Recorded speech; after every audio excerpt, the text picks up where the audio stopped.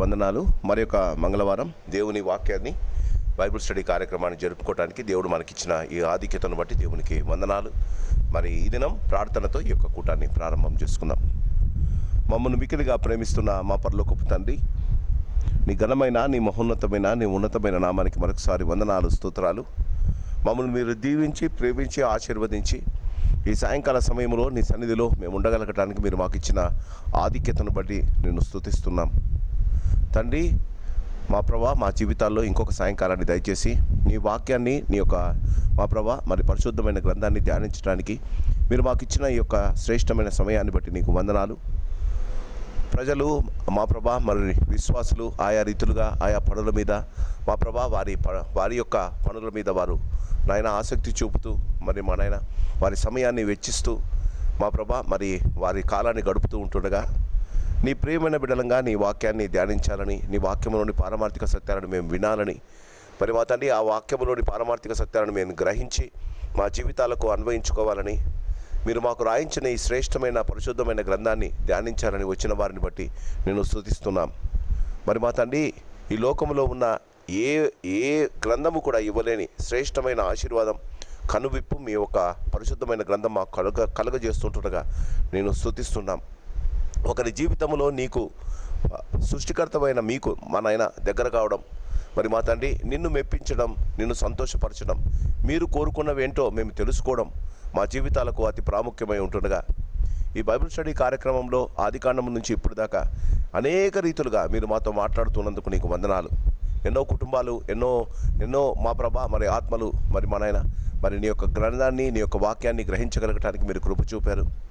మీరు మాకు ఆత్మజ్ఞానం ఇస్తే తప్ప నీ వాక్యంలోని పారమార్థిక సత్యాలను మేము గ్రహించలేం, వాటిని మేము అన్వయించుకోలేము నాయన.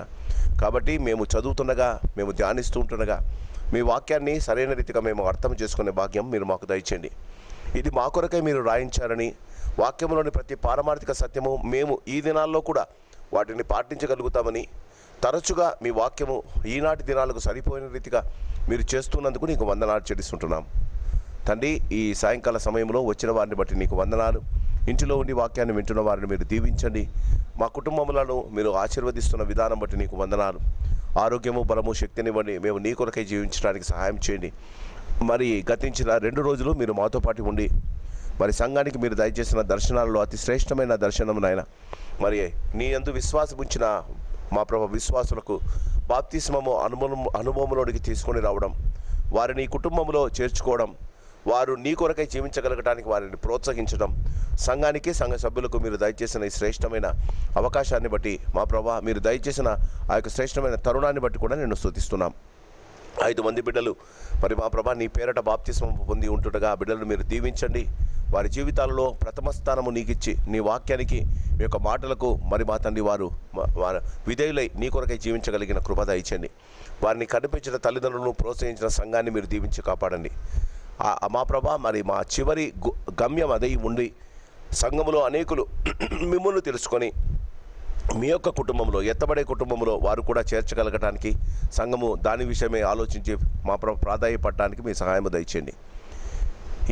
ఈ సాయంకాల సమయంలో మరి మరొకసారి దినవృత్తాంతముల గ్రంథములో దావీదు మా ప్రభా మీ సంఘ పరిచర్యల విధము ఆయన తీసుకున్న చొరవను, ఆయన తీసుకున్న ఒక్కొక్క విభాగంలో ఆయన తీసుకున్న మా ప్రభా మరి ఆ విషయాలను మేము చర్చిస్తూ ఉంటుండగా సంఘము పట్ల దావీదుకున్న అతి ప్రాముఖ్యమైన మరి మా తండ్రి ఈ యొక్క ఆలోచనను బట్టి నేను స్తుతిస్తూ మా జీవితాల్లో కూడా మేము అలా సంఘము పట్ల బాధ్యత కలిగి జీవించగలిగిన కృప మాకు దయచేయమని, వచ్చిన వారిని వింటున్న వారిని దీవించి ఆశీర్వదించమని యేసునామాన్ని అడిగి వేడుకుంటున్నాం మా పరమ తండ్రి, ఆమేన్. మొదటి దినవృత్తాంతముల గ్రంథం 26వ అధ్యాయాన్ని ఈ దినం ధ్యానిస్తున్నాం. మొదటి దినవృత్తాంతముల గ్రంథం 26వ అధ్యాయాన్ని మొదటి నుండి చివరి దాకా ధ్యానించుకుందాం. మొదటి దినవృత్తాంతముల గ్రంథం 26వ అధ్యాయము మొదటి నుండి చివరి దాకా. ద్వారపాలకుల విభాగమును గూర్చినది. ఆసాపు కుమారులలో కోరే కుమారుడైన మెషల్యమ కోరహు సంతతివాడు.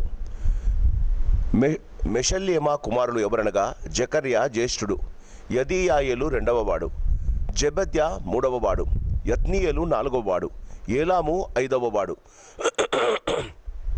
యెహోహానాను 6వ వాడు, ఎల్యోయేనై 7వ వాడు. దేవుడు ఓబేదెదోమును ఆశీర్వదించి అతనికి కుమారులను దయచేసెను. వారెవరనగా షెమయా శ్రేష్ఠుడు, యెహోజాబాదు 2వ వాడు, యోవాహు 3వ వాడు, షాకారు 4వ వాడు, నెతనేలు 5వ వాడు, అమ్మీయేలు 6వ వాడు, ఇశ్శాకారు 7వ వాడు, పెయెల్లెతే 8వ వాడు. వాని కుమారుడైన షెమయాకు కుమారులు పుట్టిరి. వారు పరాక్రమశాలులై ఉండి తమ తండ్రి ఇంటి వారికి పెద్దలైరి.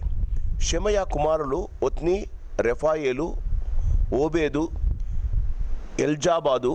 బలాఢ్యుడైన అతని సహోదరులు ఎలీహు, సెకమ్య. ఓబెదెదోమునకు కుమారులైన వీరును వీరి కుమారులను వీరి సహోదరులను 62. వారు తమ పనిచేటలో మంచి గట్టివారు. షెమెల్యేమాకు కలిగిన కుమారులను సహోదరులను పరాక్రమశాలులు. వీరు 18 మంది. మెరారీలో హోసా అనువానికి కలిగిన కుమారులు ఎవరనగా జ్యేష్ఠుడగు షిమ్రి. వీడు శ్రేష్ఠుడు కాకపోయినను వాని తండ్రి వాని శ్రేష్ఠ భాగస్థునిగా చేసెను. 2వ వాడు హిల్కియా, 3వ వాడు టెబల్యాహు, 4వ వాడు జకర్యా. హోసా కుమారులు సహోదరులను అందరూ కలిసి 13. ఇలాగున్న ఏర్పాటైన తరగతులను బట్టి యెహోవా మందిరములో వంతుల ప్రకారముగా తమ సహోదరులు చేయనట్లు సేవ చేయుటకు ఈ ద్వారపాలకులను అనగా వారిలోని పెద్దలు జవాబుదారులుగా నియమింపబడిరి. చిన్నలనేమి పెద్దలకేమి పితరుల ఇంటి వరుసను బట్టి ఒక్కొక్క ద్వారమునొద్ద కావిలి ఉండుటకై వారు చీట్లు వేసిరి. తూర్పు తట్టు కావిలి షెలెమ్యాకు పడెను. వివేకము గల ఆలోచనకర్త అయిన అతని కుమారుడకు జకర్యాకు చీటి వేయగా ఉత్తర తట్టు కావలి వానికి పడెను. ఓబెదెదోమునకు దక్షిణ వైపు కావలియు అతని కుమారులకు అస్సూపీమును ఇంటి కావలియు పడెను. షుప్పీమునకు హోసానునకు పడమటి తట్టున ఉన్న షల్లేకేతు గుమ్మమునకు ఎక్కువ రాజమార్గమున కాచుటకు చీటి పడెను. తూర్పున లేవీలైన 6, ఉత్తర దిశమునకు 4, దక్షిణ దినమునకు 4, ఆసుపీమునొద్ద 2, బయట ద్వారమునొద్ద పడమరగా ఎక్కిపోవు రాజమార్గమునొద్దను 4, మొదటి త్రోవయందు 2 ఏర్పాటైరి. కోరే సంతతి వారిలో మొరారీయులలోను ద్వారము కనిపెట్టు వారికి ఇలాగు వంతులాయను. కడకు లేవీలలో అహియా అనువాడు దేవుని మందసపు బొక్కసమును ప్రతిష్టములను వస్తువుల బొక్కసములను కాచువాడుగా నియమింపబడెను. లద్దాను కుమారులను గుర్చినది. గెర్షోనీయులైన లద్దాను కుమారులు అనగా గెర్షోనీయులై తమ పితరుల ఇండ్లను పెద్దవారైన వారిని కూర్చినది. యెహీయేలు కుమారులైన బెతామును వారి సహోదరుడైన యోవేలును యెహోవా మందిరపు బొక్కసములను కావలి కాయువారు. అమ్రీమీయులు, ఇస్హారీయులు, ఎబ్రోనీయులు, ఉజ్జీయేలీయులు అను వారిని కూర్చినది. మోషే కుమారుడైన గెర్షోమునకు పుట్టిన షెబేయలు బొక్కసము మీద ప్రధానిగా నియమింపబడెను. ఎలియేజరు సంతతి వారగు షెలూయేలు సహోదరును ఎవరనగా వాని కుమారుడైన రెహబ్యా కుమారుడైన యెషయా కుమారుడైన యెహోరాము కుమారుడైన జిక్రీ కుమారుడైన షెలోమీతు. యెహోవా మందిరమును ఘనముగా కట్టించుటకై రాజైన దావీదును పితరుల ఇంటి పెద్దలను సహస్రాధిపతులను శతాధిపతులను సైన్యాధిపతులను యుద్ధములలో పట్టుకొని ప్రతిష్ఠించిన కొల్ల సొమ్ము ఉన్న బొక్కసములకు షెలోమీతును వారి సహోదరును కావలి కాయువారేది. దీర్ఘదర్శి సమూయేలును కీషు కుమారుడైన సౌలును నేరు కుమారుడైన ఎబ్నేరు సెరేయా కుమారుడైన యోవాబును ప్రతిష్ఠించిన సొమ్మంతయు షెలోమీతు చేతి క్రిందను వాని సహోదరుల చేతి క్రిందను ఉంచబడెను. ఇస్కారీయులను గుర్చినది. వారిలో కెనన్యాయును వాని కుమారులను బయటి పని జరిగించుటకై ఇశ్రాయేలుకు లేఖికులుగాను న్యాయాధిపతులుగాను నియమింపబడి. హెబ్రోనీయులను గూర్చినది. హషబ్యాయును వాని సహోదరులను పరాక్రమశాలులను 1700 సంఖ్య గలవారు. వీరు యోర్దాను ఈవల పడమటి వైపునందు ఇశ్రాయేలు మీద యెహోవా సేవను గూర్చిన వాటన్నిటిని విషయములను రాజు నియమించిన పని విషయములను పై విచారణకర్తలుగా నియమింపబడింది. హెబ్రోనీయులను గూర్చి గూర్చినది. హెబ్రోనీయులను పితరుల ఇంటి పెద్దలందరినీ యెరియా పెద్ద ఆయను దావీదు ఏలుబడిలో 40వ సంవత్సరమున వారి సంగతి విచారింపగా వారిలో గిలాదు దేశములోని యాజేరు నందున్న వారు పరాక్రమశాలుగా కనబడిరి. పరాక్రమశాలులను వారి సహోదరులను 2700 మంది ఇంటి పెద్దలుగాని కనబడిరి. దావీదు రాజు దేవుని సంబంధమైన కార్యముల విషయములను రాజ్య కార్యముల విషయములను రూబేనీయుల మీదను గాదీయుల మీదను మనష్షే అర్ధగోత్రపు వారి మీదను వారిని నియమించెను. దేవుడు తన వాక్యాన్ని దీవించి ఆశీర్వదించునుగాక. క్రీస్తునందు ప్రియమైన వాళ్ళరా, దినవృత్తాంతముల గ్రంథం దావీదు యొక్క చర్యలను మనకు వివరిస్తుంది. దావీదు తన జీవితంలో దేవునికి, ఇప్పటికే చాలాసార్లు దీని గురించి మాట్లాడుకున్నాం, దేవునికి హృదయానుసారుగా కావాలి అంటే, దేవుని యందు భయభక్తులు కలిగిన వారు దేవునికి హృదయానుసారుగా కావాలి అంటే వారి జీవితంలో వారు చేయవలసిన పనులను గురించి మనకు తెలియజేస్తుంది. వాస్తవానికి ప్రజలందరూ దేవునికి ఇష్టమైన వారే, ప్రజలందరూ దేవునిని ఆరాధించేవారే, ప్రజలందరూ దేవునికి భయపడేవారే. కానీ ప్రతి విషయంలో శ్రద్ధ కలిగి మెటిక్యులస్గా దేవుని పని జరిగించిన వాడు దావీదు మాత్రమే. సొలొమోను తన జీవితంలో, దావీదు కుమారుడైన సొలొమోను ప్రతిష్ఠితమైన దేవుని ఆలయము కట్టించిన తరువాత కూడా, అంత శ్రేష్టమైన మందిరము కట్టించబడిన తర్వాత రాజులందరూ ఆయన దగ్గరికి వచ్చి ఆయన యొక్క మాటలు వినటానికి ఇష్టపడినప్పుడు వాక్యం అంటుంది, రాజులందరూ వచ్చి సొలొమోను యొక్క మాటలు వినటానికి ఆయనకు కానుకలు తీసుకొని వచ్చి వినేవారట. He was a great orator, బాగా మాట్లాడగలిగిన వాడు. ఆయన దేవుని సంబంధమైన విషయాలను మర్చిపోయి తన సంబంధమైన విషయాలను గురించి ఆలోచించడానికి ఇష్టపడ్డాడు. మనుషులకు దేవుని గురించి చెప్పడం, దేవుని కార్యాలను గురించి చెప్పడం కాకుండా తన యొక్క జ్ఞానాన్ని, దేవుడు తనకిచ్చిన జ్ఞాన వివేకాలను ప్రచురించుకోవడానికి ఆయన ఇష్టపడ్డాడు. అందుకే సొలొమోను రాజు దావీదులా దేవుని హృదయానుసారుడు కాలేకపోయాడు. అన్ని విషయాల్లో మనం గమనిస్తే సొలొమోను షాలోం అంటే సమాధానం కలిగిన కుమారుడు. దావీదు చేసినన్ని యుద్ధాలు చేయలేదు, దావీదు ఎదుర్కొన్నన్ని కష్టాలు ఆయన జీవితంలో లేవు. దావీదునకు తన మామ, తన కుమారుడే తిరగబడ్డారు, కానీ సొలొమోనుకు అలాంటి కష్ట సమయాలు రాలేదు. దావీదు మాదిరి సొలొమోను తన యొక్క ఇంటిని, తన కుటుంబాన్ని, తన రాజ్యాన్ని వదిలిపెట్టి తాను పరిగెత్తిపోలేదు.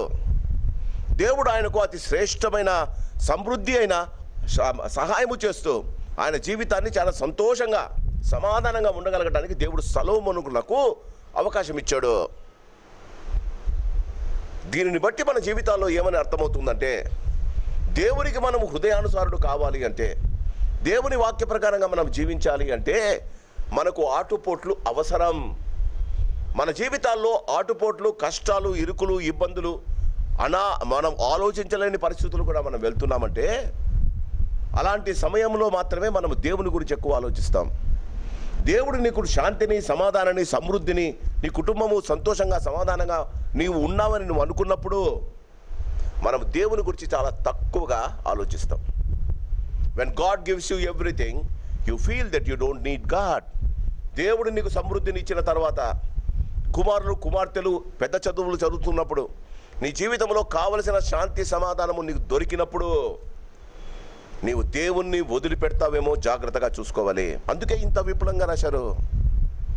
దావీదు చూడండి, తన జీవితంలో ఒకవేళ ఏ రాజైనా దేవునికి కంప్లైంట్ చేయాలి అంటే, దేవుని గురించి సనగాలి అంటే, దేవుని తన జీవితంలో వదిలిపెట్టేయాలంటే దావీదు లాంటి జీవితము మన ముందుందండి.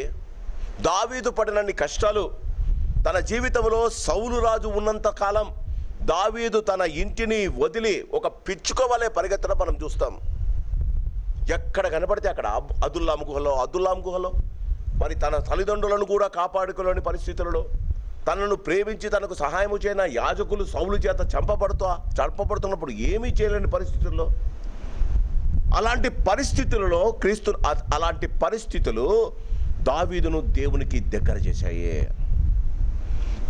అందుకే వాక్యములో అంటాడు, నా కష్ట సమయముల యందు, ఈ చివరి అధ్యాయము వాస్తవానికి మొదటి రాజుల గ్రంథం 2వ సమూయేలు చివరి అధ్యాయాలకు మనం వచ్చే సమయానికి దావీదు తన కుమారుడైన సొలొమోనుకు జ్ఞానవాక్కులు చెప్తూ అంటాడు, నా కష్ట సమయములో నా కష్ట సమయంలో నాకు తోడుండి నన్ను కాపాడిన దేవుని ఆజ్ఞలను నువ్వు విడవవద్దు. What does it tell to us? జీవితంలో మనకేం తెలియజేస్తుంది? మనం సంతోషంగా సమాధానంగా ఉంటే దేవుని ఆశీర్వాదం అనుకుంటాం. కాదండి, దేవుడు నీకు పెట్టే పెద్ద పరీక్ష. నీ జీవితంలో అన్ని సవ్యంగా సంతోషంగా సమాధానంగా ఉంటే నీవు దేవునికి దూరం అవుతున్నావో నువ్వు గమనించవలసిన విషయం. సొలొమోనుకు అంతా ఉందండి, దేవుడు వదిలేశాడు. దావీదుకు ఏమీ లేదండి, దేవుని పట్టుకొని ఉన్నాడు. ఏది మంచిదంటారు? సొలొమోను లాంటి జ్ఞానవంతుడు లోకంలో లేడు. దావీదు లాంటి బాధలు పడినవాడు, కష్టాలు పడినవాడు లోకంలో లేడు. కానీ దావీదును ఎవడు మాట్లాడినా వాడు దావీదులా ఉండాలని కోరుకుంటాడు, కానీ సొలొమోనులో ఉండడానికి ఎవడు ఇష్టపడడండి. అందుకే ఇంత విపులంగా ఎందుకు దావీదు హృదయానుసారుడయ్యాడో మనకు తెలియజేస్తాడు. దావీదు భయంకరమైన పరిస్థితులు గుండా రాజయ్యాడు.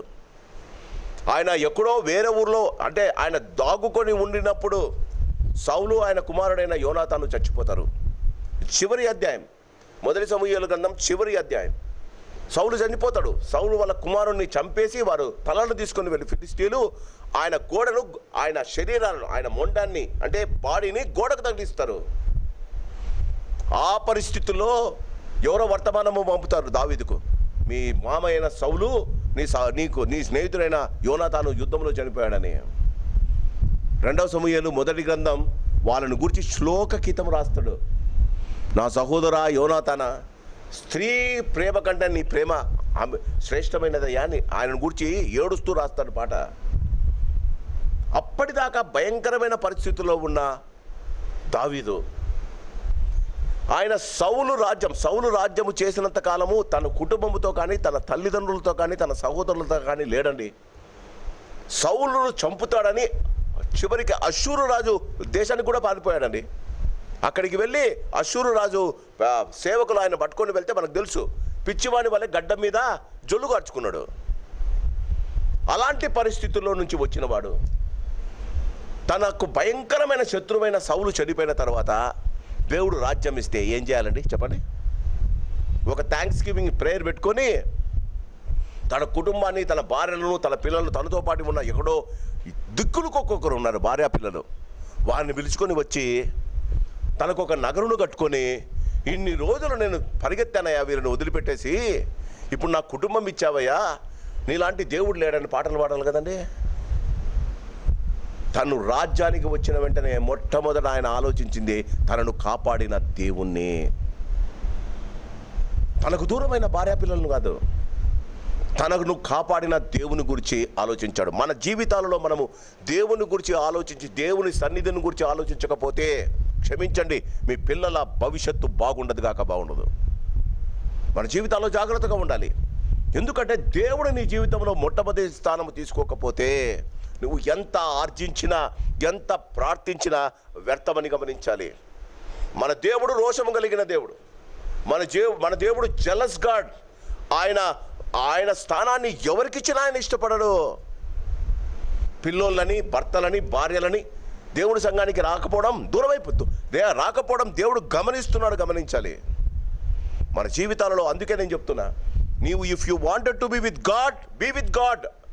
దేవునితో ఉండు, దేవుని కొరకు జీవించు. ఈ లోకంలో చచ్చిపోయిన తర్వాత పరలోకానికి వెళ్ళి దేవునితో ఆనందిస్తావు.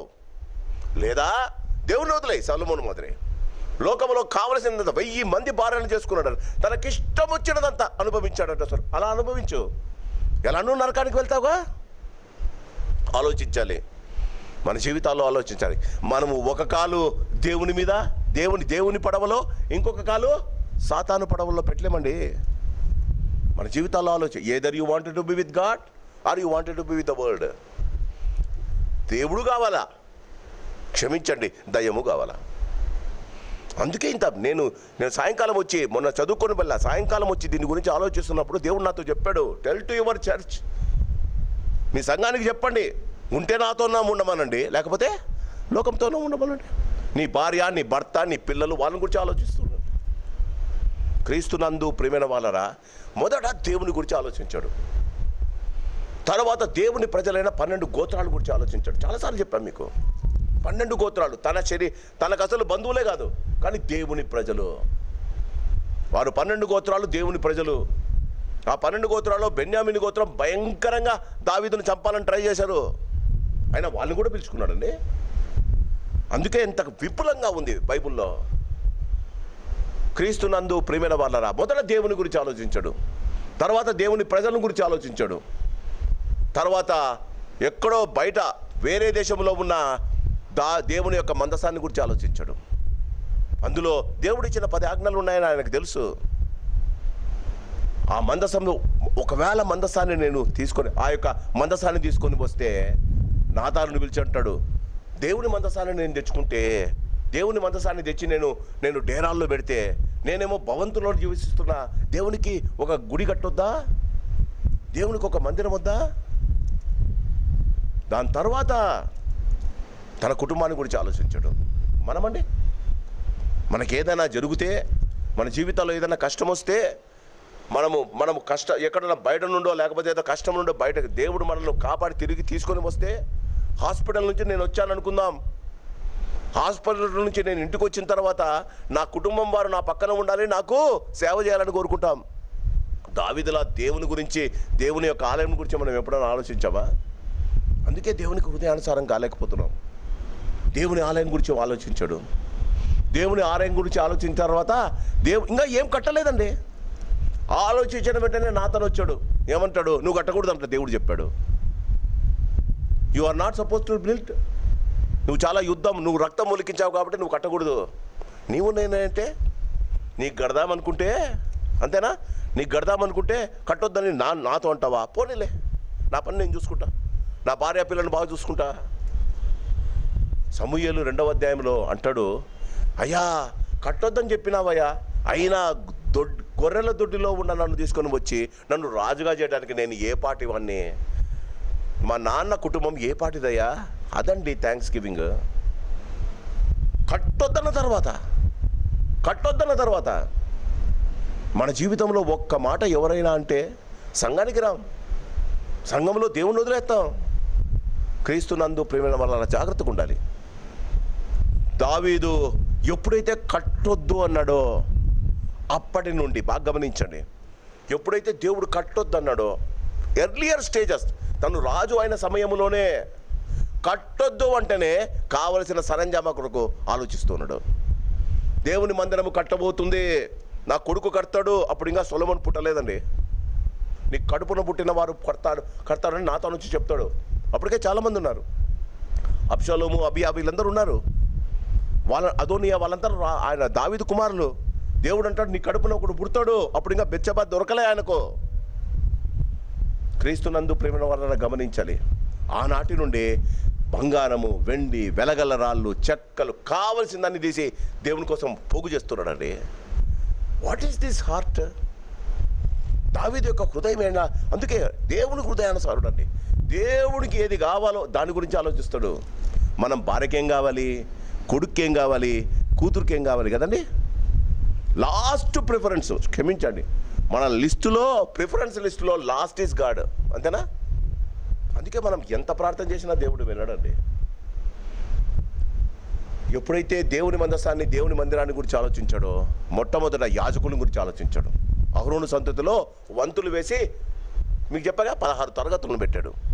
జీవితాంతము మీరు మీ తరగతిలో అభియా తరగతి 8 వాడు, ఆ తరగతి వారి ప్రకారంగా 22 తరగతులు చేశాడు.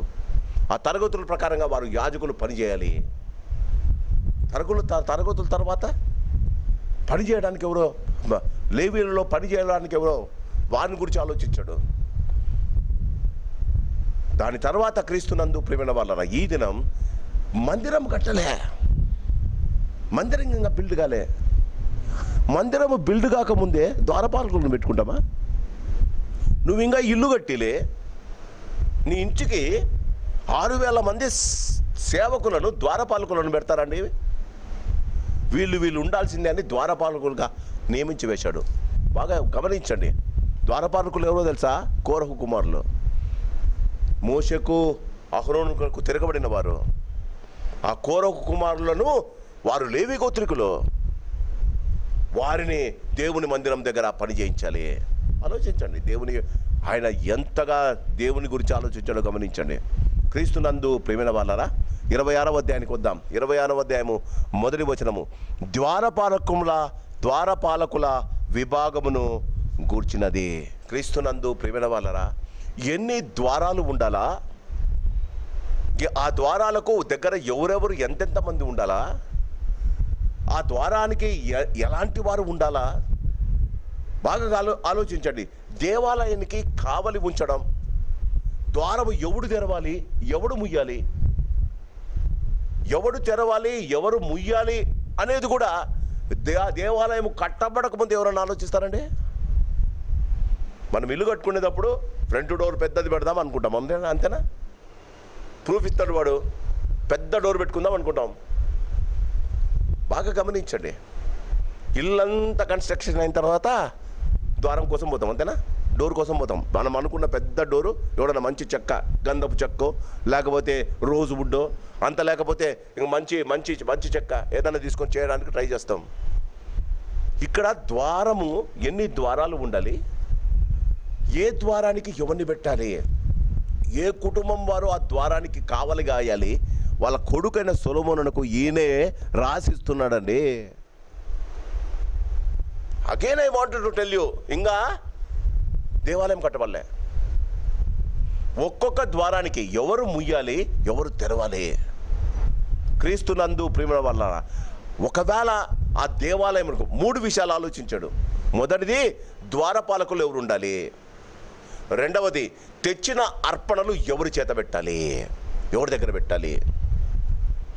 క్రీస్తునందు ప్రియమైన వాళ్ళరా, అంత మాత్రమే కాకుండా ఆ తెచ్చిన సామాగ్రి ఎవరి కింద పెట్టాలి, తెచ్చిన వాటిని ఎలా, ఆ యొక్క సామాగ్రిని ఎక్కడ భద్రపరచాలి, దానికి ఒక సపరేట్ అండి.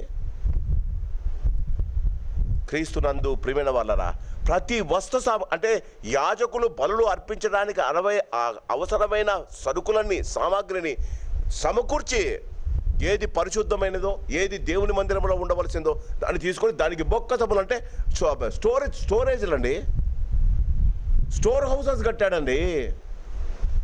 క్రీస్తునందు ప్రియమైన వాళ్ళరా, అందుకే దావీదు అంటే దేవునికి అంత ఇష్టం. మనము సంఘాల్లో ఉన్న చీరల మీద ఉన్న తూరును కూడా ఆలోచించాం, అవునా? ఎప్పుడైనా నీ సీటు మీద నువ్వు వచ్చి దేవునికి సంఘం ఆలయాన్ని కూర్చున్నప్పుడు నీ సీటు మీద దుమ్ము ఉంటుంది, నువ్వు కూర్చున్న చైర్ మీద దుమ్ము ఉంటుంది అనుకుందాం. నీ దుమ్మును మాత్రమే చూసుకుంటావు, అంతేనా? పక్కన ఇంకా 4 చైర్లు ఉంటాయి. ఎప్పుడైనా 4 చైర్లు కూడా తిరుగుద్దామన్న ఆలోచన నీకుందా? క్రీస్తునందు ప్రియమైన వాళ్ళరా, ఇందుకే ఇంత విపులంగా దావీదుని గురించి రాశారు. చూడండి 26వ అధ్యాయం, ఆసాపు కుమారులలో కోరే కుమారుడైన మెషల్యేబా కోరహు సంతతివాడు. ఎందుకు రాశాడు, ఎందుకు ఇది దేవుడు రాయించాడు మీరు గమనించాలి. కోరహు కుమారులు చచ్చిపోలేదు అని నిర్ధారణ ఇక్కడే అవుతుంది. కోరహు ఇంటివారు కదా, దాతాను అభిరాము కోరహు కుమారుతో పాటు 2 తిరగబడతారు. వారి కుటుంబాలు అన్నీ నాశనమయ్యాయి అని అక్కడ రాశారు. కోరహును అతని కుటుంబం అని లేదు అక్కడ బైబిల్లో, సంఖ్యాకాండంలో. దాని తర్వాత కోరహు కుమారులు వాళ్ళ నాన్నతో ఆయన చేసిన ఈ పన్నాగములో మోషే యొక్క నాయకత్వాన్ని వారు తిరస్కరించినారు. దేవుడు భూమి నెరవిడిచి వారిని మింగివేసినప్పుడు కోరహు పిల్లలు వాళ్ళ నాన్న యొక్క ప్లానింగ్లో లేరు అని తెలియజేయడానికి ఈ అధ్యాయము మనకు సూచన. చూడండి, ఒకవేళ కోరహు కుమారులందరూ చచ్చిపోయింటే, కోరహుతో పాటు తన కుటుంబం చచ్చిపోయింటే వీరు ఉండేవాళ్ళు కాదు కదా. మిగిలిన వారిని, ఆ వాస్తవానికి జరిగిన విషయం ఏంటంటే, కోరహు వాళ్ళ పిల్లలు, వాళ్ళ అమ్మ, వాళ్ళ భర్త లేకపోతే వాళ్ళ నాన్న మోషేకు తిరగబడినప్పుడు వారు లేరు.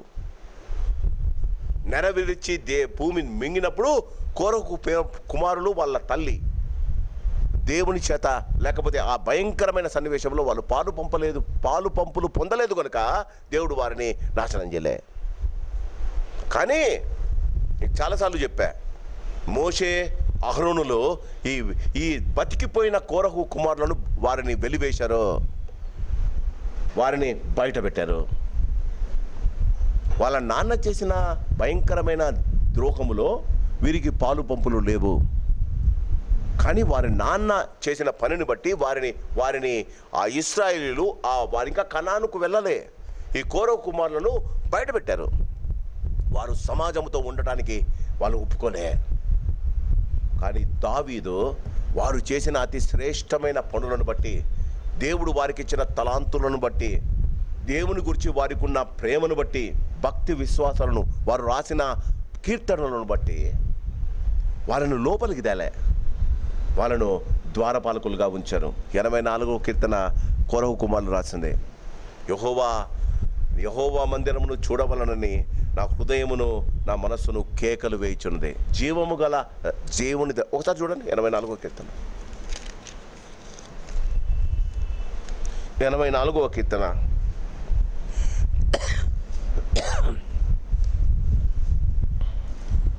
84వ కీర్తన పైన ఉంటుంది చూడండి. కోరహు కుమారుల కీర్తన, మొదటి వచనం. సైన్యములకు అధిపతికు యెహోవా, నీ నివాసములు ఎంత రమ్యములు. యెహోవా మందిరమును చూడవలనని, అంటే లోపలికి ఎంట్రీ లేదు. యెహోవా మందిరము చూడవలనని నా ప్రాణము ఎంతో ఆశపడుచున్నది, అది సొమ్మచెల్లుచున్నది. జీవము గల దేవుని దర్శించుటకు నా హృదయమును నా శరీరమును ఆనందముతో కేకలు వేయచ్చు. When you are kept outside the premises of God, దేవుని మందిరము నుంచి నువ్వు బయట పెట్టబడినప్పుడు దేవుని మందిరముకు రావాలన్న ఆశ ఎక్కువైతుంది. దేవుని మందిరము నుండి నువ్వు బయట పెట్టబడినప్పుడు జ్వరం వస్తుంది చూడండి. ఒక 40 రోజులు 50 రోజుల్లో టైఫాయిడ్ వస్తుంది చూడండి. అప్పుడు మేము విజిట్ చేసిన ఈ దినాలు లేదు, కానీ ఆ విషజ్వరం అనే వాళ్ళు టైఫాయిడ్ అంటే, అది వచ్చినప్పుడు మేము దర్శించడానికి వెళ్తే ప్రతి వాని నోట ఇదే మాట, పాస్టర్ గారు బాగైతే గుడికి వస్తానండి. అవునా? బాగున్నప్పుడు గుడికి రాలే. జీవితాల్లో చాలా జాగ్రత్తగా ఉండాలి. జీవము గల దేవుని దర్శించుటకు నా హృదయమును నా మనస్సును కేకలు వేస్తుంది.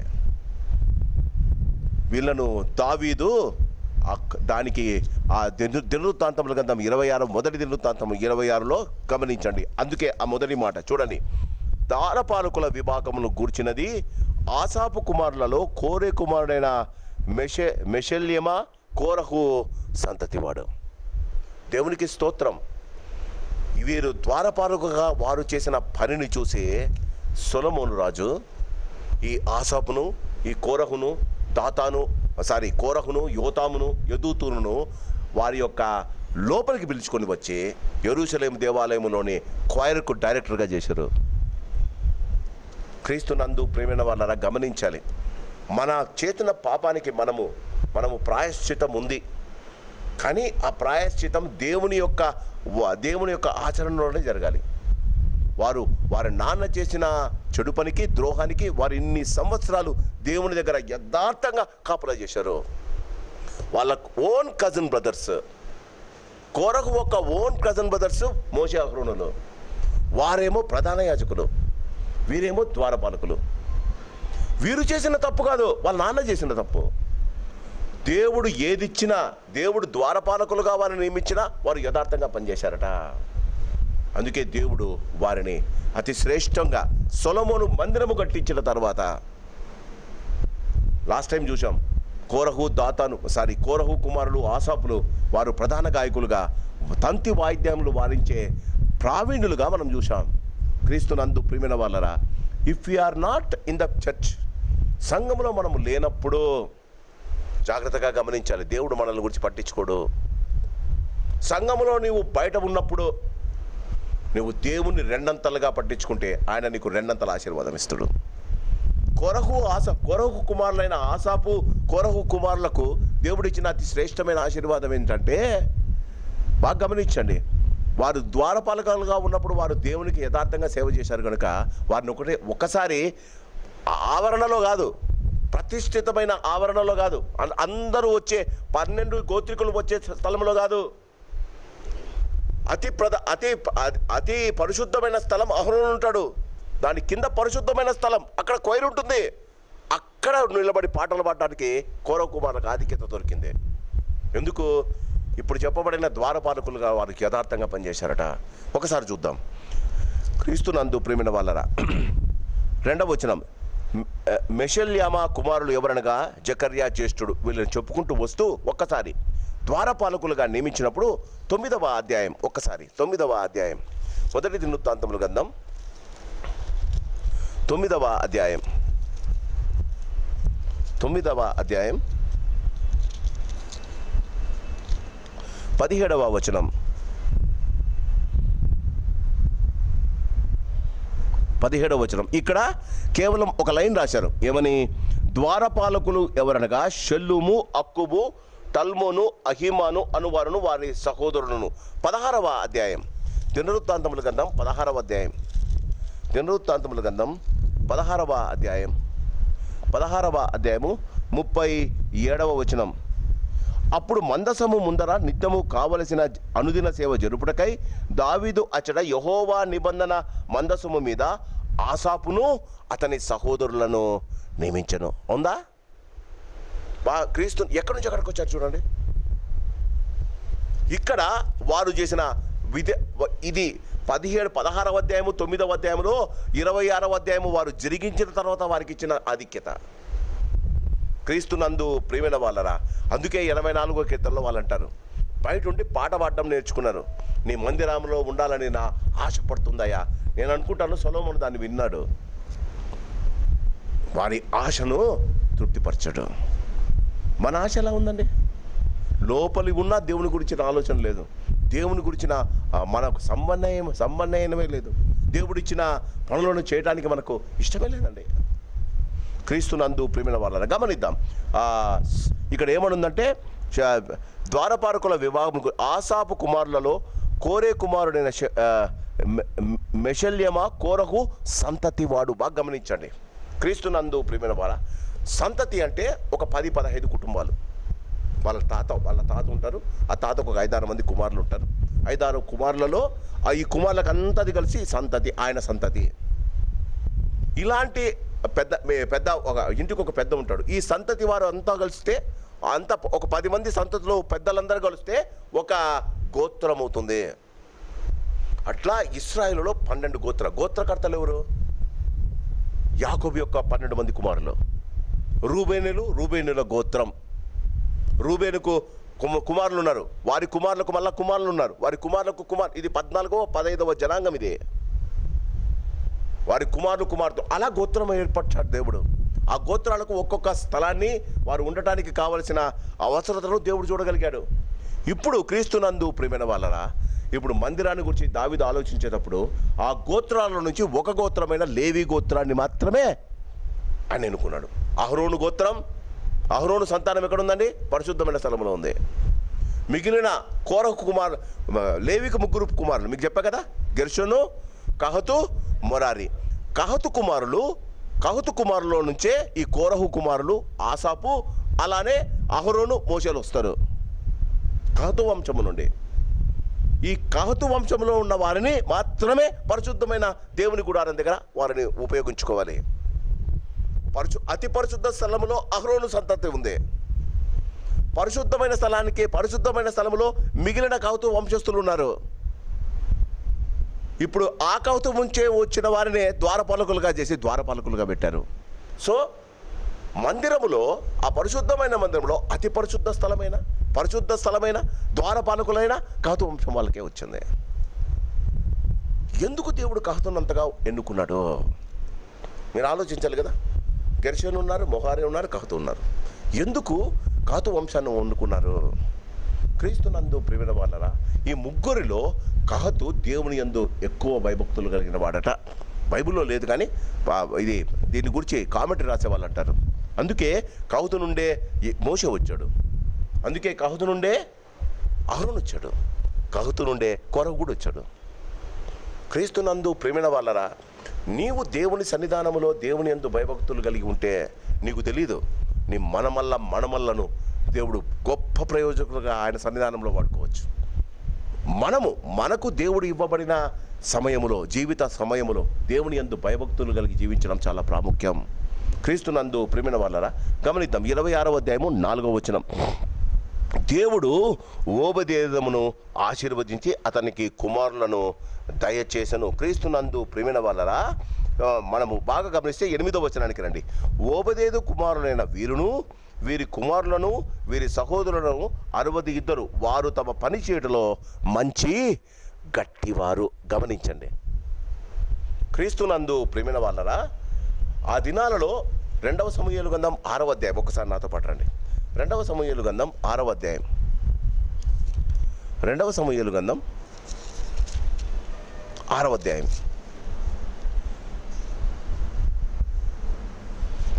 6వ అధ్యాయం. నేను చెప్పాను కదండి, నీకు ముందే చెప్పాను. మొదట దేవుని గురించి ఆలోచించాడు, తర్వాత దేవుని ప్రజల గురించి ఆలోచించాడు, దేవుని మందసాన్ని గురించి ఆలోచించి దాన్ని తెస్తున్నాడు. 6వ అధ్యాయంలో తెస్తుంటే ఉజ్జ ఆ బండి మీద నుంచి పడిపోతుంటే ఉజ్జ చేయి పెట్టాడు, చచ్చిపోయాడు. దేవుడు అన్నాడు, అమ్మా బాబోయ్, దేవుని ముట్టుకుంటే నాకు చచ్చిపోతానని చెప్పి ఆ బండి ఎక్కడైతే ఉజ్జ చచ్చిపోయాడో ఆ బండి ఇంటి పక్కన ఓబెదేదెము అనే ఒక ఆయన ఉన్నాడు. ఆ ఓబెదేదెముకు దేవుని సన్నిధానం పెట్టుకోవడానికి భయం వేస్తుంది. భయం ఉండదా?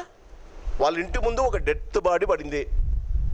అందరూ చెప్తున్నారు యెహోవా మందసం కింద పడుతుంటే హెల్ప్ చేయడానికి చేయబెట్టాడంట. చేయి పెట్టడం ఆలస్యం, ఉజ్జాను చంపేశాడు దేవుడు. ఇప్పుడు దావీదు అంటాడు ఓబెదేదెమును పిలిచి, రే ఈ మందసాన్ని మీ ఇంట్లో పెట్టుకోవాలి, పెట్టుకోకపోతే రాజు చంపేస్తాడు, పెట్టుకుంటే వాళ్ళ కుమారులు ముట్టుకుంటే దేవుడు చంపుతాడు. బాగా గమనించండి, పెట్టుకోకపోతే రాజు చంపుతాడు, పెట్టుకుంటే ముందసాన్ని యాక్సిడెంటల్గా ముట్టుకుంటే దేవుడు చంపుతాడు. కానీ ఓబెదేదెము పెట్టుకోవడానికి ఇష్టపడ్డాడు.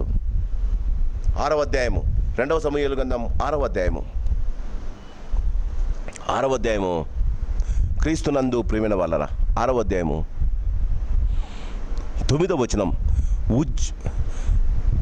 ఆ దినమున యెహోవా మందసము నా యొద్ద ఎలాగూ ఉండుననుకొని దావీదు యెహోవాకు భయపడి యెహోవా మందసమును దావీదు పురములోనికి తన యొద్దకు తెప్పింపనొలక గిత్తూడైన ఓబెదేదెమును ఇంటి వరకు తీసుకొని అచ్చట ఉంచెను.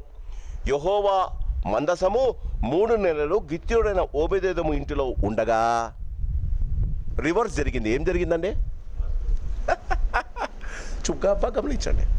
When you are force to do something for God, నీకు ఇష్టం లేదు చేయడానికి, ఇది చేస్తే ఏమన్నా అవుతుందేమో నా పిల్లలకు, ఇది చేస్తే నా జీవితంలో ఏమన్నా దేవుడు ఏమన్నా, ఇంటి ముందు దేవుని మందసాన్ని పడిపోతుంటే పట్టుకున్నవాడిని చంపేశాడండి దేవుడు. అలాంటి మందసాన్ని నీలో పెట్టుకోవడానికి ఇష్టపడతావా? 3 నెలలు అంటే 90 రోజులు ఓబెదేదెము ఇంట్లో ఉందట. వాక్యం ఏముంటుంది? ఓబెదేదెమును అతని ఇంటిలో ఉన్న వారిని అందరినీ దేవుడు ఆశీర్వదించను. 19 మంది పిల్లలు పుట్టారు. ఆ దినాల్లో ఎక్కువ మంది పిల్లలు ఉంటే దేవుని ఆశీర్వాదం. 19 మంది పిల్లలు పుట్టారు. క్రీస్తునందు ప్రియమైన వాళ్ళరా, బాగా గమనించండి. ఆలయానికి ఇప్పుడు 26వ అధ్యాయానికి రండి. మొదటి దినవృత్తాంతములు 26వ అధ్యాయం, మొదటి దినవృత్తాంతము 26వ అధ్యాయంలో గట్టివారైన ఓబెదేదెము పిల్లలు ఎందుకు గట్టిపడ్డారండి? ఎందుకు వారు? ఇక్కడ బైబిల్లో ఉంది. ఒక్క మాట చూద్దాం. క్రీస్తునందు ప్రియమైన వాళ్ళరా, 8వ వచనం. ఓబెదేదెము కుమారులైన వీరును వారి కుమారులను వీరి సహోదరులను 62 వారు తమ పని చేయుటలో ఏముందండి? వారు తమ పని చేయటంలో మంచి గట్టివారు. అంటే గట్టివారంటే ఎక్స్పీరియన్స్డ్ ఎక్స్పర్ట్స్. 3 నెలలలో దేవుణ్ణి ఎట్లా ప్రసన్నం చేసుకున్నాలో వాళ్ళకి తెలిసిపోయింది.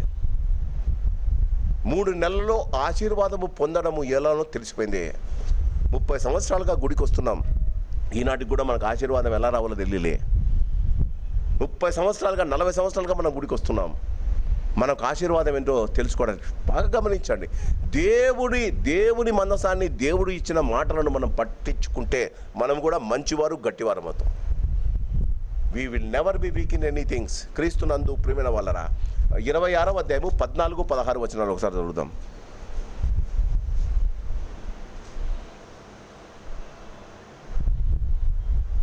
14-15. తూర్పు తట్టు కావిలి షెలెమ్యాకు పడెను. వివేకం గల ఆలోచనకర్త అయిన అతని కుమారుడుకు జకర్యాకు చీటీ వేయగా ఉత్తర తట్టు కావిలి పడెను. క్రీస్తునందు ప్రియమైన వాళ్ళ, ఒక్కసారి ఆలయానికి ప్రధాన ద్వారం తర్వాత చూస్తాం. ఆలయం కట్టిన తర్వాత ఇప్పుడు దానికి దావీదు ఇంకా కట్టని దాని గురించి ఆలోచిస్తున్నాడు.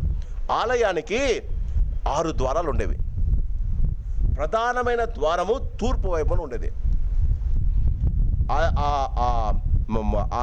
ఆ ప్రధాన ద్వారము దగ్గర ఈ 6 ఆలయాలకు ఉన్న ఈ 6 ద్వారాలకి 6 కావలి స్థలాలు ఉన్నాయి.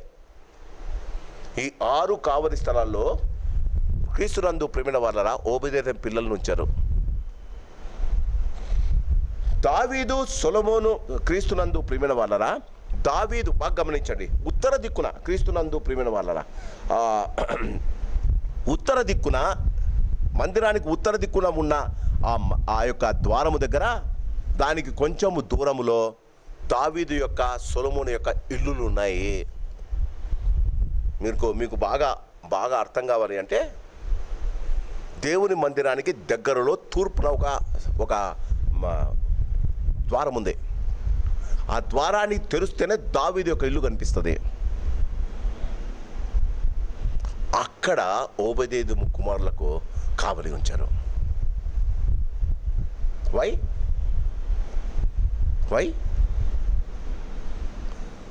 ద్వారము మూస్తే రాజు కనిపిస్తాడు, గుడి ద్వారము తెరిస్తే దేవుడు కనిపిస్తాడు.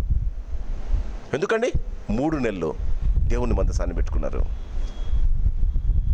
భయపడుకుంటూ పెట్టుకున్నాడు. క్రీస్తునందు ప్రేమైన వాళ్ళరా, ఓబేదేదోము ఆ దక్షిణ ద్వారానికి అతి సమీపంగా మందసాన్ని కొంతకాలం ఓబేదేదోము తన గృహములో కాపాడాడు గనుక ఆ ద్వారానికి కావలి ఉంటే కేవలం ఓబేదేదోములో ఉన్న ప్రధాన, అందుకే ఇక్కడ ఉంది చూడండి 14వ వచనం, ఆలోచనకర్త అయిన అతని కుమారుడకు జకర్యాకు చీటివైగా ఉత్తరపు తట్టు కావలి పడెను. ఓబేదేదోమునకు దక్షిణ వైపు కావలి ఉన్న అతని కుమారులకు అస్సుపీమునకు ఇంటి కావలియు పడెను. క్రీస్తునందు ప్రియమైన వాళ్ళ తన పిల్లలను దావీదు తన ఇంటిని బాగా గమనించాలి. దావీదు తన ఇంటి ద్వారాలు తెలిసిన, లేకపోతే సొలొమోను తన ఇంటి ద్వారాలు తెలిసి దేవుని మందసానికి వెళ్ళాలి అంటే ఏ ద్వారము గుండా వెళ్ళాలనుకున్నాడో అక్కడ ఓబేదేదోము కుమారులను పెట్టుకున్నాడు. ఎందుకంటారు? వారు దేవుని చేత ఆశీర్వదింపబడిన వారు. నీవు ఎవరింటికి వెళ్ళినా నీతో పాటు దేవుని ఆశీర్వాదం వస్తుంది. ఆశీర్వదింపబడిన నీ ముఖాన్ని చూడడానికి ప్రజలు ఇష్టపడతారు. వెన్ సాలమన్ టెంపుల్ కట్టించిన తర్వాత దావీదు ఆలోచన గమనించండి. టెంపుల్ కట్టిన తర్వాత సొలొమోను ఇక్కడ ఇల్లు కట్టుకోవాలన్నాడు. ఆ ఇంటి నుంచి దేవుని మందిరానికి రావాలి అంటే ఆయన ఓబేదేదోము వాళ్ళు పిల్లలు తెరిచిన తలుపుల గుండానే రావాలా. ఆలోచిస్తున్నారా? క్రీస్తునందు ప్రేమైన వాళ్ళరా, దేవుని ఆలోచన ఇదే. దావీదు దాన్ని పాటించాడు. మనము దేవుని మందసమును లేకపోతే దేవుని ఇంటిని కాపాడటానికి నీవు ఇష్టపడితే నిన్ను చూడడానికి, నీ ముఖము చూడడానికి ప్రజలు తహతహలాడతారట.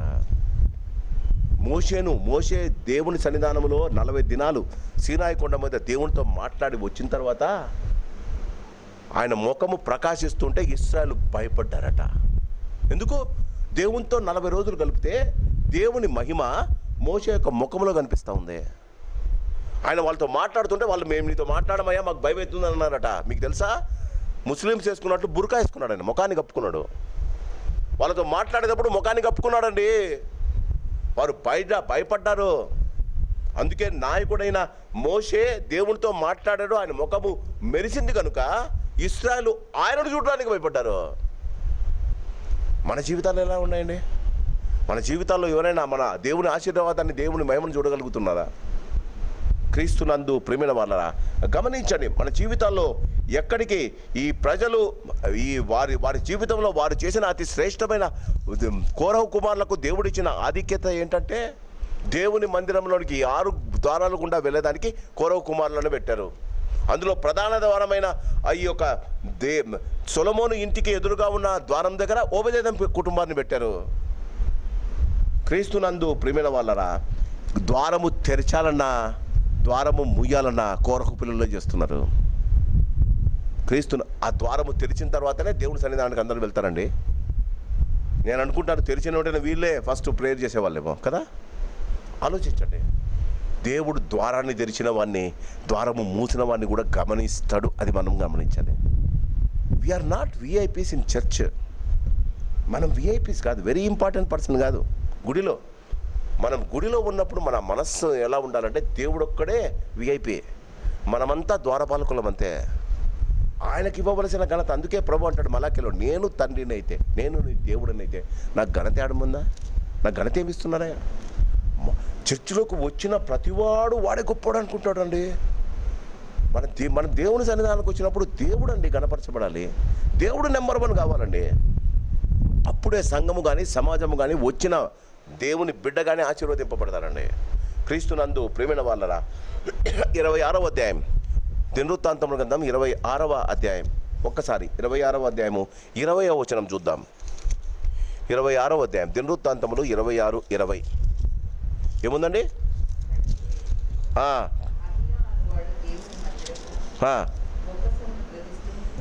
రెండవది క్రీస్తునందు ప్రేమైన వాళ్ళరా 20వ వచనములో ఇక్కడికి వచ్చే సమయానికి మొదట ద్వారపాలకులను పెట్టారు. ఈ ద్వారపాలకులు బాగా గమనించండి, ప్రతిరోజు వేల కొలది ప్రజలు లోపలికి వస్తున్నారు. ప్రజలు వచ్చినప్పుడు బైబిల్లో దేవుడు వారికి ఇచ్చిన ఒక ఆజ్ఞ ఏంటో తెలుసా? నీవు నీ దేవుడైన యెహోవా సన్నిధానములో వట్టి చేతులతో కనపడకూడదు. పెద్దల నుంచి పిల్లల దాకా వట్టి చేతులతో దేవునితో కనపడకూడదు. ఎందుకన్నాడన్నమాట? వట్టి చేతులతో కనిపిస్తే వట్టి జీవితంతో బయటికి పోతావు. వట్టి చేతులతో దేవునితో కనిపిస్తే వట్టి జీవితంతో బయటికి పోతావు. నీ చేతులలో నీవు నీ దేవునికి అర్పణ తీసుకొని వస్తే, జాగ్రత్తగా గమనించాలి, నీ దేవుని సన్నిధానానికి అర్పణ తీసుకొని వస్తే నీ జీవితం ఆశీర్వాదంతో బయటికి పోతావు. నీ ఇష్టం. ఆలోచిస్తున్నారా? నీ దేవుని సన్నిధానానికి వట్టి చేతులతో రాకూడదు. నీ దేవునికి వట్టి చేతులతో వస్తే జీవితంలో ఆశీర్వాదము లేకుండా బయటికి పోతావు. నీ దేవుని సన్నిధానానికి నువ్వు చేతులలో, అందుకే కానుకలు పడతారు, సంఘంలో కానుకలు పడతారు కదా. ఎందుకు పడతారు? మీరు ఇవ్వాలని కాదు, మీరు వట్టి చేతులతో రాకూడదని. వట్టి చేతులతో వచ్చిన వారు వట్టిగా బయటికి పోతారు. నీ అర్పణ ఆశీర్వాదముగా మార్చబడుతుంది. వచ్చిన వాళ్ళందరూ డబ్బులు తీసుకొస్తున్నారు. వాళ్ళకు ఆ దినాల్లో మన మాదిరి డబ్బులు ఉండేవి కాదు. వాళ్ళు వెండి, బంగారము, వెలగల రాళ్ళు, గొర్రెలు, మేకలు ఏందంటే తీసుకొని వచ్చేవాళ్ళు. తెచ్చిన దాన్ని ఎవరు చూసుకోవాలి? తెచ్చిన దానికి లెక్క ఎవరు రాయాలి? ఆడిటింగ్ ఎవరు చేస్తారు? 20వ వచనం నుంచి అది చెప్పాడు. ఒక్కసారి దినవృత్తాంతముల గ్రంథం 26వ అధ్యాయం 26వ అధ్యాయం దినవృత్తాంతముల గ్రంథం 26వ అధ్యాయం 20వ వచనం. కడకు లేవీయులలో, కడకు అంటే ఇంక మిగిలిన వారు ఉంటారు కదా లేవీయుల్లో, కడకు లేవీయులలో అహియా అనువాడు దేవుని మందసము బొక్కములను ప్రతిష్ఠించు వస్తువులను బొక్కసమును కాచువాడుగా నియమింపబడెను. క్రీస్తునందు ప్రియమైన వాళ్ళని గమనించాలి. అంటే దేవుడు వారు తెచ్చినది, ఆలయానికి వట్టి చేతులతో రాకుండా తెచ్చిన వస్తువులను వారు ఇశ్రాయేలును కాపాడటానికి ఒకరిని నియమించారు. ఆయన పేరేంటి? ఏం పేరండి? లేవీయులలో అహియా అనువాడు. వీడిని ఎంత ఆలోచించి పెట్టింటారండి. తెచ్చిన దానికి ఆయనే ఇన్ఛార్జ్. ఆయన ఇన్ఛార్జ్ తర్వాత చూడండి, లబ్దాను కుమారులను గూర్చినది. గెర్షోనీలో లబ్దాను కుమారులు అనగా 21వ వచనం. గెర్షోను తమ పితరుల ఇండ్లకు పెద్దలైన ఉన్న వారిని గూర్చినది. యెహీయేలు కుమారులైన బేతామునకు వాని సహోదరైన యోవేలునకు యెహోవా మందసపు బొక్కసములకు కావులి కాయువారు. బాగా గమనించండి. ఆయన చేసిన తర్వాత అహియాకు దగ్గర కొంతమంది ఉన్నారు లేవి పిల్లలు, వాళ్ళ ఇంటివారు. వారంతా దాన్ని బైఫర్కేట్ చేస్తారు. ఏమని? బంగారము, వెండి, వెలగల రాళ్ళు, మరి తెచ్చిన వస్తువులు. వాళ్ళు సాంబ్రాన్ని తెచ్చేవారు, వారు పిండి తెచ్చేవారు, సమాధాన బలుడు ఇవ్వడానికి పిండి తెచ్చేవారు, గొర్రెలు తెచ్చేవారు, ఎద్దులు తెచ్చేవారు. దాన్ని బైఫర్కేట్ చేసి వాళ్ళకిస్తే వారు చేసిన వీటిని కావలి గాయడానికి కొంతమంది ఉన్నారు. వారు కూడా కొరకు పిల్లలే. క్రీస్తునందు ప్రియమైన వాళ్ళరా అట వస్తూ చూడండి, వారి జీవితంలో వారు చేసిన దానికి క్రీస్తునందు ప్రియమైన వాళ్ళ ఏమేమి ఒక్కసారి 27వ వచనం 26 నుంచి. యెహోవా మందిరము ఘనముగా కట్టించుటకై రాజైన దావీదును పితరుల ఇంటి పెద్దలను సహస్రాధిపతులను శతాధిపతులను సైన్యాధిపతులను యుద్ధములో పట్టుకొని ప్రతిష్ఠించిన కొల్ల సొమ్ము ఉన్న బొక్కసములకు షెలోమీతును అను వారి సహోదరులు కావిలి కారేది. క్రీస్తునందు ప్రేమిన వాళ్ళరా గమనిస్తే వారు ఒకరిని ఎన్నుకున్నారు. ఎందుకు? దావీదు కానీ సొలొమోను కానీ సౌలు కానీ యోవాబు కానీ వాళ్ళు యుద్ధానికి వెళ్ళినప్పుడు ఆ శత్రువులను చంపుతారు. శత్రువులు చంపిన తర్వాత వారి ఇండ్లకు వెళ్తే వాళ్ళ దగ్గర బంగారు వెండి ఏదైతే అది ఉంటుంది, దాన్ని దోపుడు సొమ్ము అంటారు. కొల్లగొట్టిన దోపుడు సొమ్ము. ఆ కొల్లగొట్టిన దోపుడు సొమ్ములో వారు ఇంటికి తీసుకుపోకుండా అందులో నుంచి కొంచెం ప్రతిష్ఠించి దేవుని మందిరానికి తీసుకొని వచ్చేవారు.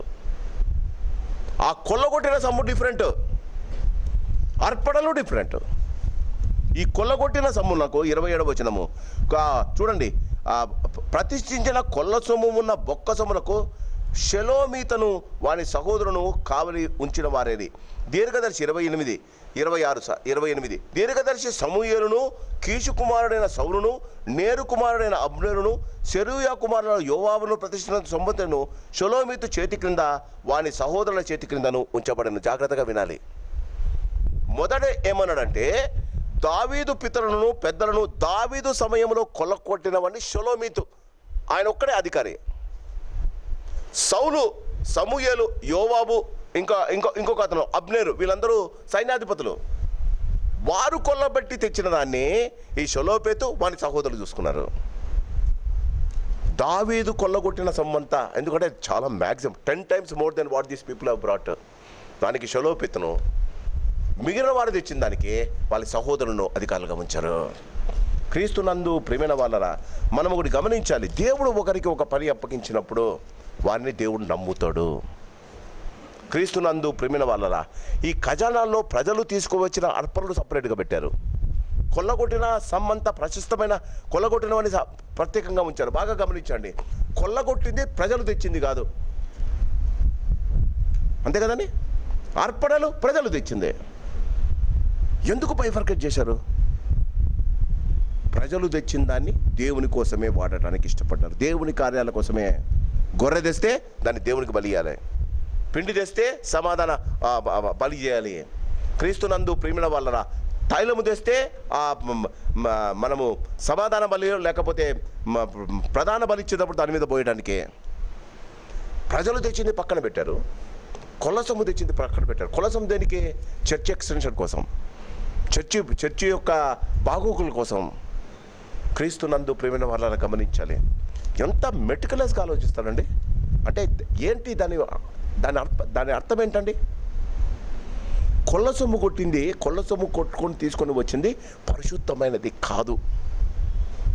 అది ప్రభు పనికి వాడబడకూడనిది. ప్రజలు తెచ్చిన అర్పణలే ప్రతిష్ఠితమైనది. నువ్వు వేస్తున్న డబ్బు అది నీ కష్టార్జితమై ఉండాలి. అప్పుడు దేవుడు దాన్ని ఆశీర్వదిస్తాడు. చాలామంది అన్యాయంగా అక్రమంగా సంపాదించింది దేవుని సన్నిధానానికి తీసుకొస్తారు. రెండు కలుపుతాం కదా, రెండు కలిపిస్తాం. తెచ్చింది కానీ అడగం కదా. మనము అడుగుతామా? ఎక్కడి నుంచి వచ్చిందా మనకి డబ్బును అడుగుతామా? అడగం. వాడు అన్యాయంగా అక్రమంగా సంపాదించిన కూడా దేవుని సన్నిధానానికి తెస్తాడు. ఎందుకు? తన పాపంలో కొంచెం ప్రాయశ్చిత్తం చేసుకుందామని. వాస్తవానికి జరిగేది ఏంటంటే, యథార్థంగా ఇచ్చిన అర్పణలో దాన్ని కలిపితే అంతా అపరిశుద్ధమవుతుంది. అందుకే మన కొట్లాట్లు, అందుకే మన సంఘంలో సాతాను యొక్క కార్యాలు. క్రీస్తునందు ప్రేమైన వాళ్ళరా గమనించాలి. 26వ అధ్యాయము 28వ వచనం దీర్ఘదర్శి చదువుకున్నాం. 29వ వచనం ఇస్కారియులో గుర్చినది వారిలో కెనన్యాకును వారి కుమారులకును బయట పని జరిగించుటకై ఇశ్రాయేలుకు లేఖకులుగాను న్యాయాధిపతులుగాను నియమింపు.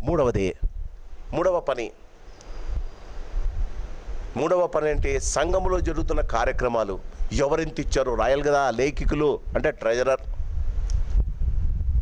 ఒకటి పెట్టారు, వచ్చినంత లేఖలు రాసుకుంటూ కూర్చోడానికి. వారెంత న్యాయంగా ఉండాలి. ఏదైతే షెలోపేలతో అన్నాడో అదంతా మొత్తం ఈయన రాయాలి. చూడండి, లేఖికుడు వాణి ఏమైండొచ్చు, ఎందుకు వాడిని సెలెక్ట్ చేసుకుని ఉండొచ్చు? వాని హ్యాండ్ రైటింగ్ చాలా క్లీన్గా ఉండిండొచ్చు కదా, అంతేనా? క్రీస్తునందు ప్రేమైన వాళ్ళరా గమనించండి, ప్రతి విషయంలో 26, 29, 30 ఒక్కసారి 29వ అధ్యాయం హెబ్రోనీయులను గూర్చినది. హజబ్యాకును వాని సహోదరులకు పరాక్రమశాలను 1700 సంఖ్య గలవారు. వీరు యోర్దాను యువల పడమటి వైపున ఇశ్రాయేలు మీద యెహోవా సేవను గూర్చిన నాటన్నిటి విషయంలోనూ రాజు నియమించిన పని విషయంలోనూ పై విచారణకర్తలుగా నియమింపబడిరే. ఆలయంలో దేవుడు చేసి జరిగించిన పనులను దేవుడు ఒకవేళ ఆ చర్చిలో ఒక నియమావళి ఉంటుంది. ఒక లెటర్ రాసి చర్చి దగ్గర నుంచి ఒక లెటర్ పోయింది, మీరు ఈ దినం గుడికి రావాలి, గుడికి వచ్చినప్పుడు ఇది తీసుకురావాలి అని ఈ పై విచారణకర్తలు వీళ్ళకి చెప్పేవాళ్ళు, లేఖికులకు. వీళ్ళు లెటర్లు రాసి అందరికీ పంపేవాళ్ళు. ఇక్కడ 29-30 వచనాలు చూస్తే రాజు లేకపోతే ప్రధాన యాజకుడు రాసిన లెటర్లను వాళ్ళు ఇంప్లిమెంట్ చేసేవారు. ఈరోజు మీరు గుడికి రావాలి, దేవుడి సన్నిధానానికి తీసుకురావాలి. మనం కూడా చేస్తే బాగుంటుంది కదా. ఆలోచించండి, ఇశ్రాయేలులను దేవుడు ఎందుకు ఇప్పుడు దాకా కాపాడాడు? ఇశ్రాయేలు అంటే దేవుడు ఎందుకంత మక్కువ? మన సంఘాన్ని, మనలను, క్రైస్తవులు అనుకున్న మనల్ని దేవుడు ఎందుకు పట్టించుకోవడం లేదు?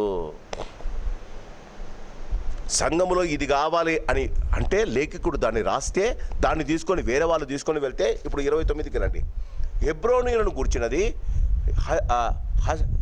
హహష్యాబాయును వాని సహోదరులను పరాక్రమశాలులను 1700 సంఖ్యగా. వీళ్ళు పరాక్రమశాలులు ఎందుకన్నారు చెప్పండి, మీరు చెప్పండి.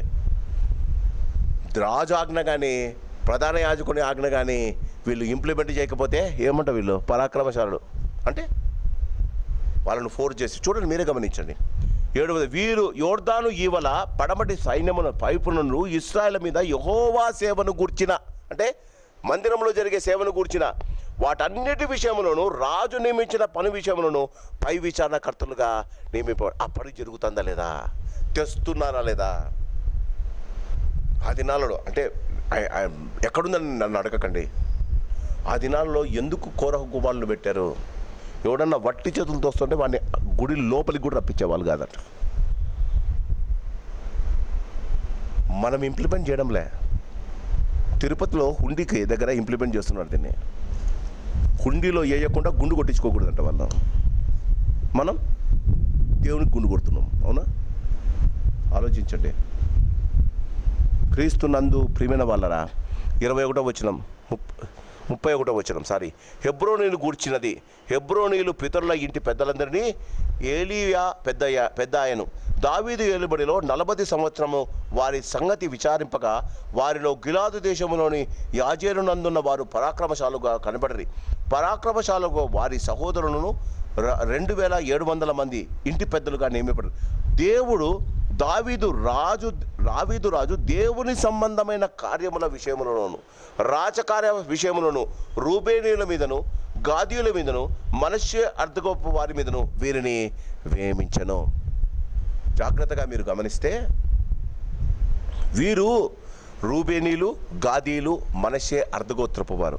ఎందుకు వీరి మీద ఈ హెబ్రోనీయులను చూడండి, 31వ వచనం హెబ్రోనీయులు పితరుల ఇంటి పెద్దలందరినీ ఏరియా పెద్ద ఆయను దావీదు ఏలుబడిలో 40 సంవత్సరమున వారి సంగతి విచారింపగా వారిలో గిలాదు దేశములోని యాజేరునందున్న వారు పరాక్రమశాలుగా కనపడది. పరాక్రమశాలను వారి సహోదరులు 2700 మంది. వీళ్ళను దేవుని కార్యాలలో వీళ్ళు ఈ గాదీయులు, మనష్షీయులు, రూబేనీయులు అర్ధగోత్రపు వారు, మనష్షే అర్ధగోత్రం వారు ఎందుకు వారి మీద ఆలోచించాలి కదా. మీకు జాగ్రత్తగా జ్ఞాపకం ఉంటే యెహోషువ గ్రంథంలో వారు యోర్దాను నది దగ్గర ఉన్నప్పుడు రూబేనీయులకు, గాదీయులకు, మనష్షే అర్ధగోత్రం వారికి చాలా పశువులు ఉంటాయి. ఈ యొక్క యోర్దాను నది దాటిన తర్వాత కనాను దేశం, యోర్దాను దగ్గరికి వస్తారు కదా. ఆ యోర్దాను దగ్గరికి మదసం తీసుకొని వస్తే యాజకులు కాళ్ళు పెడితే మనకు తెలుసు కదా. ఇది జరగన ముందు రూబేనీయులు, గాదీయులు, మనష్షే అర్ధగోత్రపు వారు వచ్చి యెహోషువతో అడుగుతారు, అయ్యా మేము యోర్దాను దాటమయ్యా, మేము ఇక్కడే ఉంటాము, మాకు చాలా పశువులు ఉన్నాయి, మా పిల్లలు, మా పశువులు మేము ఇక్కడే ఉంటామయ్యా. ఇది కూడా దేవుడు ఆశీర్వదించిందే. యోర్దాను అవతల వాస్తవానికి దేవుడు ఇచ్చిందే. అంటే యెహోషువ దేవుడిని అడుగుతాడు. దేవుడు అంటాడు, వారు అడిగింది సబబే, కానీ వాళ్ళకి ఇవ్వండి, ఆ స్థలాన్ని వారికి పంచిపెట్టు అని అంటాడు. కనాను దేశం అవతల కననీయులు, పెరిజ్జీలు, హిత్తీలు, యెబూసీలు చాలామంది ఉన్నారు. వాళ్ళనంతా సంపితే కానీ ఆ స్థలాన్ని ఆక్రమించలేరు. ఇప్పుడు 2.5 గోత్రము యువతలు ఉండిపోతామంటున్నారు. యెహోషువ అంటాడు, ఇది తప్పు, మీరు చేసే దేవుడు ఇమ్మన్నాడు కానీ ఇది తప్పు. వాళ్ళు ఏమంటారు తెలుసా? మా భార్యను, మా పిల్లలను, మా పశువులను ఇక్కడ పెట్టి యోర్దాను నది దాటిన తర్వాత అందరి శత్రువులను చంపి మిగిలిన 9.5 గోత్రాలు వారి వారి స్థలాల్లో స్థిరపడేంత దాకా మీతో పాటు ఉంటాము. చూడండి ఎన్ని సంవత్సరాలు పట్టిందో మనకు తెలియదు. వారు అదంతా ఆక్రమించుకున్న తర్వాత, అదంతా 9.5 గోత్రాలు ఆక్రమించుకున్న తర్వాత వారు వచ్చి అడుగుతారు, యెహోషువనయ్యా మేము చెప్పిన పని చేసాం, మేము మా భార్య పిల్లలు ఆడు వదిలేసామయ్యా యోర్దాను అవతల. వాళ్ళు మళ్ళీ తిరిగి యోర్దానికి వెళ్ళిపోయారు. ఇప్పుడు ఈ రూబేనీలకు, గాదీలకు, మనష్య అర్ధగోత్రం వారికి మధ్యలో, ఈ 9.5 గోత్రాలకు మధ్యలో యోర్దాను నది ఉంది.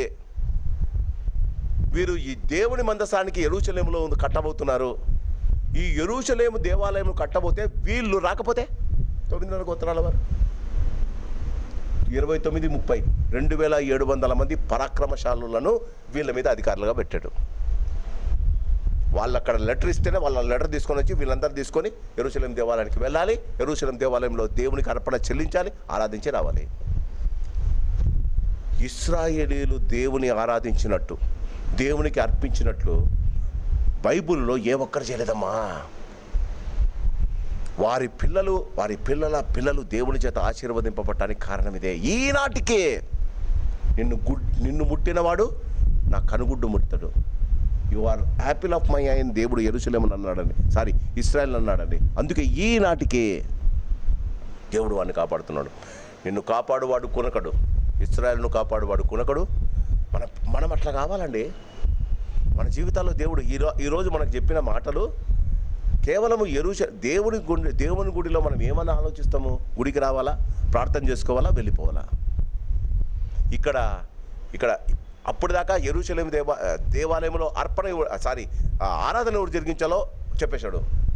తర్వాత మిగిలిన లేవీయులు ఏమేం పనులు చేయాలో చెప్పేశాడు. ద్వారపాలకుల గురించి కూడా ఎందుకండి? కట్టించని మందిరాన్ని గురించి, దాని ద్వారాలను గురించి, దాని ద్వారపాలకుల గురించి ఎందుకు? ఒకవేళ సొలొమోను తప్పు చేసి, తన కుమారుడైన సొలొమోను తప్పు చేసి లేవీ సంతానం కాకుండా వేరే వాళ్ళని ద్వారపాలకులను పెడతాడేమో భయం అండి.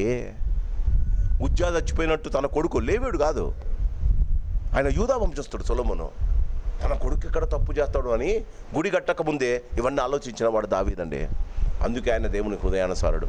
When you think about your life, నీ జీవితాన్ని నువ్వు ఆలోచించినప్పుడు, నీ దేవుని గురించి నీ జీవితంలో నువ్వు ఆలోచించినప్పుడు, నీ కుమారులు కుమార్తెలు, నీ కుమారులు కూడా దేవుని ఎలా ఆరాధించాలో నువ్వు ఆలోచించాలట.